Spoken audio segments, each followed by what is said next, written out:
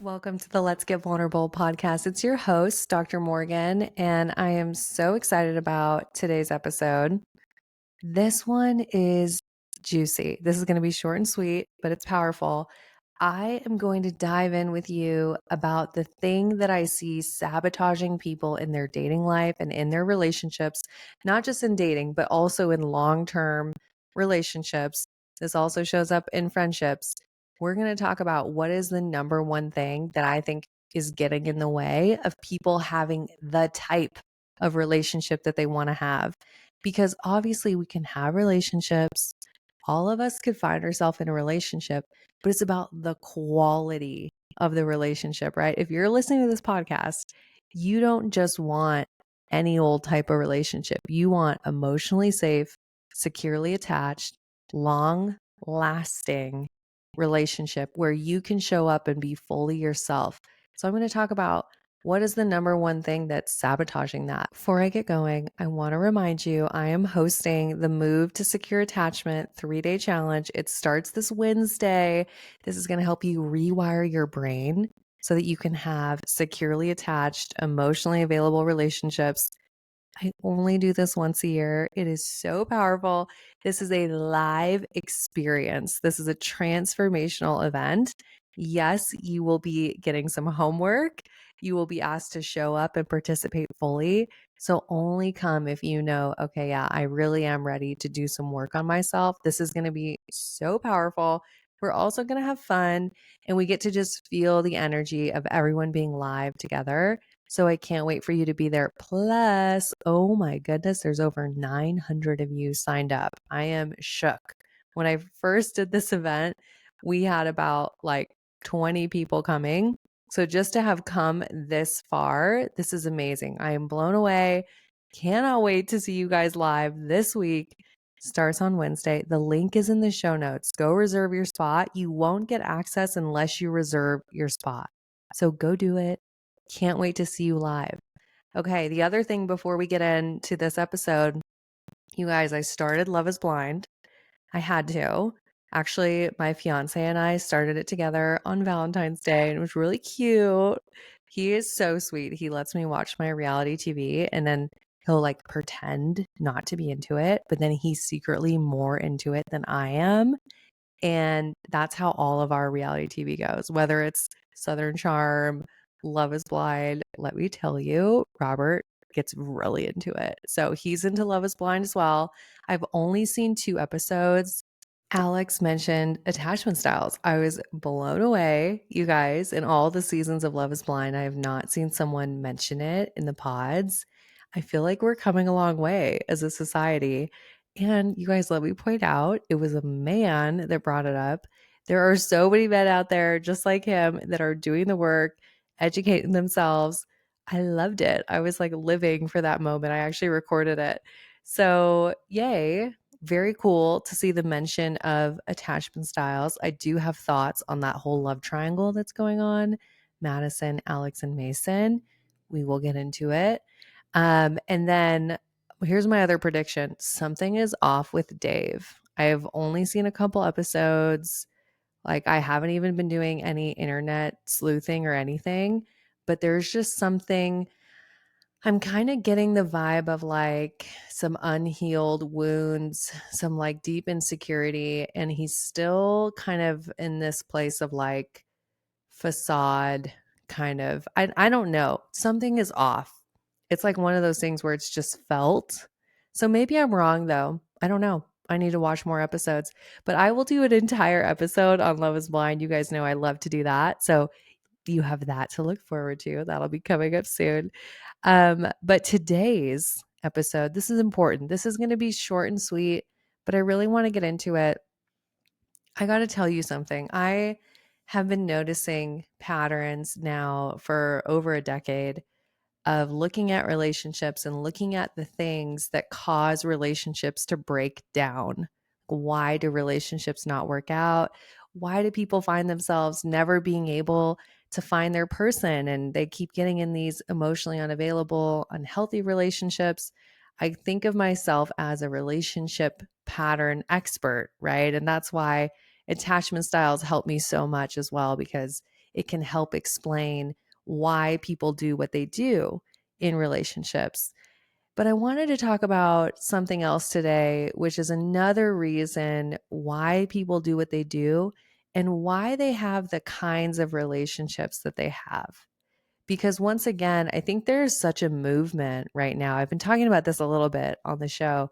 There's a movement to have healthy, deeply connected, fully vulnerable relationships where people get to be authentically themselves.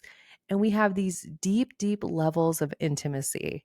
I think now more than ever, there's really a push for let's have the type of relationship that is so intentional and so deeply connected, right? That used to not be the case. Relationships used to kind of just fit some sort of role for people.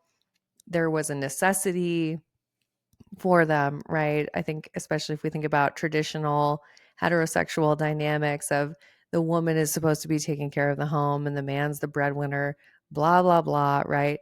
We have moved so far beyond that now. We want people that are so emotionally safe. We want a partnership that feels like coming home. And we want partnership where we go, not only am I fully emotionally safe, but I also get to grow and I get to be my best self in this relationship and be with someone who sees me fully. Ooh, to be fully seen and cherished. I've been thinking about that word cherished a lot because that's how I feel in my relationship. I feel deeply chosen and cherished. And I will tell you this, to get to that level of intimacy and to experience that level of closeness, it doesn't just happen.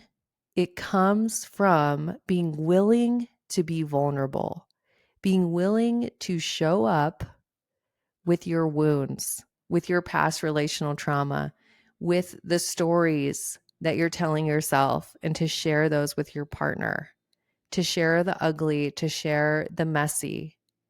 We don't get to feel fully chosen and fully cherished if we haven't done the work to radically accept ourselves.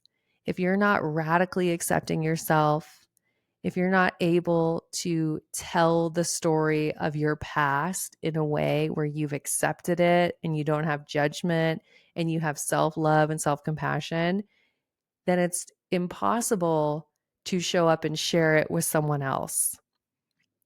I have heard this saying lately that no one can judge you for something that you have fully accepted.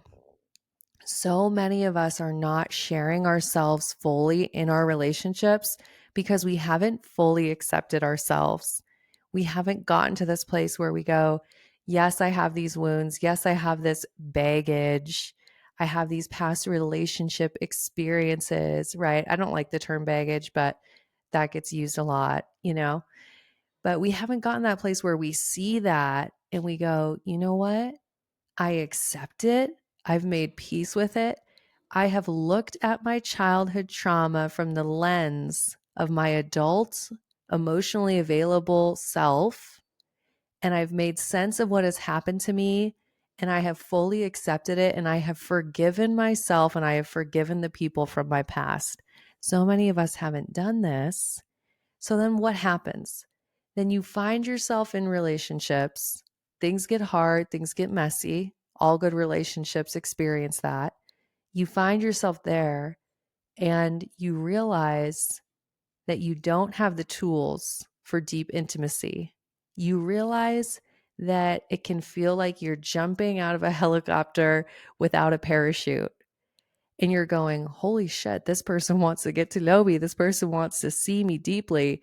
And then you go, forget this, like mission not happening. And you put up walls, you pull away, you find flaws in the other person so that you can distance yourself from them. Maybe when it comes to sharing parts of yourself, you might go into the anxiously attached spiral where you're predicting ways that you're going to be abandoned, you're predicting the ultimate demise of the relationship. There's all of this stuff that can come up when you haven't fully accepted yourself. And here's the deal, you're believing the lie that you're too much, that you're damaged goods, that too much has happened to you and that you can't be accepted. And here's what I want you to know, you are so lovable. You are so lovable. You are so lovable. I need to say that a few times for some of you listening. Okay. You're so, so lovable. You're so worthy of love. It's so easy to love you.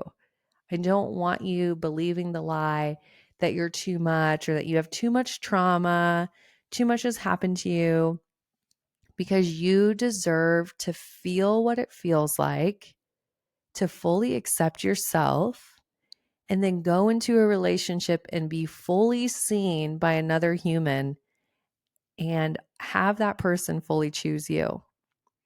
Here's the interesting thing about relationships. If you desire to be fully seen by someone else, you must also be willing to fully see the other person. And a lot of us consciously think that we're prepared for that. Like we have it in our minds, oh, I'm so empathic, I'm so emotionally available. But then when it comes down to it, a lot of us will be triggered by other people's vulnerabilities and other people's shadow selves and other people's past. So part of breaking through this lie, right, that you're too much, it's also being willing to hold space for others and to see the light and to see the fullness of other people's experiences and truly, truly believing that people can choose to change, people can choose to heal, they can choose to have healthy relationships even if they've never had them in their life before, right? And this is such a powerful awakening. It really is. And I want you to realize this. And gosh, if this is resonating with you, you better come to the Move to Secure Attachment Challenge, because we're going to be doing some deep work on this stuff. But I just want you to know that if you continue to live your life with the beliefs that you're broken, that if people see the real you, that you're going to be rejected, if that's how you keep showing up in your life, you will never experience the level of intimacy that you deserve to experience. I get a little bit emotional thinking about this because in my relationship now with my fiance, this is the most intimate I've been with someone in terms of we know everything, right? We know everything. And I want to make something really, really crystal clear. When I started my relationship very intentionally from this place of as securely attached as I could show up, it wasn't that I just went and bared my soul. It wasn't like date number 7. I said, okay, that's it. You need to know everything about me. This was a gradual intimacy where I gathered the data. I gathered the data on how I felt in the relationship. I gathered the data on how does this person respond to my vulnerability. And we built the emotional safety in our relationship brick by brick, slowly over time and intentionally, to the point where we can tell each other anything. And I don't take that for granted. Once again, it was intentionally built, right? So I'm not sitting here saying, like, go out into your dating life and bare your soul. That's actually a type of defense mechanism. You're saying, oh, I'm going to tell you everything so that then I can see that you're going to reject me, right? If we like trauma dump or just share everything, it can actually be very overwhelming and it can be kind of this self-fulfilling prophecy. That's not what I'm saying, but I'm saying you deserve to get to the place where you have accepted yourself fully and you can intentionally share all the parts of yourself with the right person, right? And not only that, where you also have become emotionally regulated enough, calm enough, securely attached enough that you can make space to see all the parts of your partner as well. There are things that my fiance and I have worked through that who knows if I'll ever talk about it on the show. I might. Maybe someday he'll come on. I have a lot of you being like, when is your fiance going to come on the show? We joke about it sometimes. Who knows, you guys? I might talk him into it. But there's things that we've worked through that I know both of us being able to have emotionally regulated nervous systems and to also get to that place where we don't have those beliefs about being too much, right? Because we've created so intentionally the secure attachment and the emotional safety in our relationship that even if things are hard, we can talk about them openly, honestly, and directly. And to me, that is one of the big pieces of love that lasts. Because at the beginning of this episode, I'm talking about why do relationships break down. A lot of relationships break down because of the shame, guilt, fear, the stories that you're telling yourself about what's going to happen if you're open and honest with your partner. And what happens is if we're not getting our needs met, then maybe we're going to get our needs met in a way that's not very healthy, right? If we're not going directly to our partner, then things are going to happen that can sabotage the relationship. So I think about how key and how essential this is that you need to make sure that you are doing the work to accept yourself fully. This is why people always talk about you have to love yourself. You do have to love yourself because in order to be fully seen by someone, you have to fully see you and you have to love you and say, of course, I'm worthy of being seen, all parts of me. There is no perfection. I need you to drop the lie that you have to be perfect in order to be loved. Perfect doesn't exist. In order to be loved, you have to be able to be authentically yourself and be open and honest and to have fully accepted you as you are. Okay. This feels almost like a deep spiritual episode, but I'm telling you, this is at the core of what so many of you struggle with is you're still believing that you're too broken, there's something wrong with you, or here's another thing that can happen. You actually have experienced a lot of relational trauma or a lot of relationships that haven't worked out and you've just kind of stuffed it away. It's like that closet in your house where you just put all the things that you don't want to deal with. And you are terrified to even open up that closet door because you know it's all going to come crashing out. And a lot of you are kind of at that place where you haven't even dealt with your breakup from 6 months ago, let alone the things that happened when you were 5 years old. There's so many of you that it just feels incredibly overwhelming and like if you're listening to this, I know there's some of you who know, like, whoa, I actually do really need to work on that. I need to unpack my relational trauma from the past so that I can go into new relationships with a blank slate.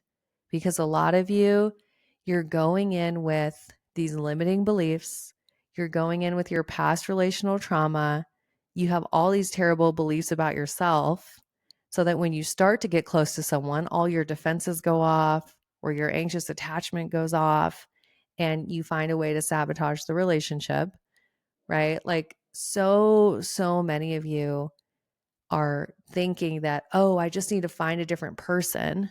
But the reality is we actually need to deal with what's going on inside. We need to. We need to. I'm living proof of that. I used to think, oh, all these men are assholes and there's nobody who wants to commit. Nobody's emotionally available. Nobody wants a healthy relationship. All my friends are in healthy relationships and getting married, and it seems like there's all these nice guys, but there just aren't any that are interested in me.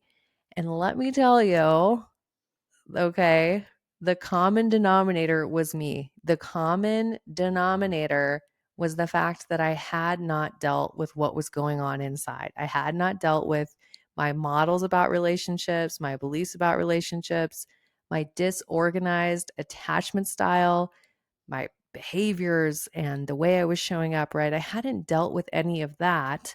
So, of course, I kept repeating the same relationship patterns over and over. I'm telling you, you deserve to slow down in order to speed up. Have you ever heard that? What is it the Marines that say slow is smooth, smooth is fast? There's some things in life that we have to really slow down. We have to take a break. We have to reevaluate. We have to totally reset our approach in order to get the results that we want. And I'm telling you, your relationships are one of those areas. You deserve to take a different approach. And I want to help you do that. So once again, make sure you're coming live. The link is in the show notes. I can't wait to see you. And if you're like, okay, Morgan, I really want help, like I'm super, super ready, let's do this. Or like, I don't even need to come hang out with you live. Like, I know I'm so, so ready. Then I want you to apply to the Empowered, Secure, Loved Relationship Program.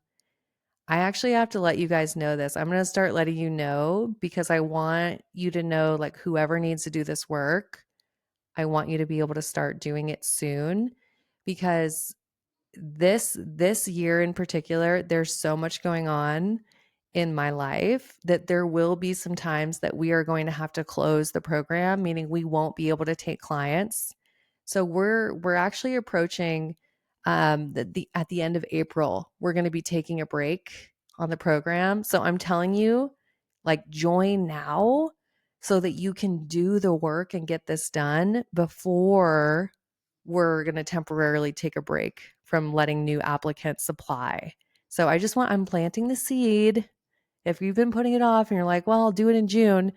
Honey, do it now because we may not be taking new clients then. We have been so fortunate. We have so many clients. I am so fortunate. Like, I thank God for the abundance. I thank this community. I think this podcast. We have so many clients. And there are times where I need to take a break. So I'm really honoring all the things I have going on in my life. And this is one of those times where if you've been on the fence, do it now because I don't want you to miss your time.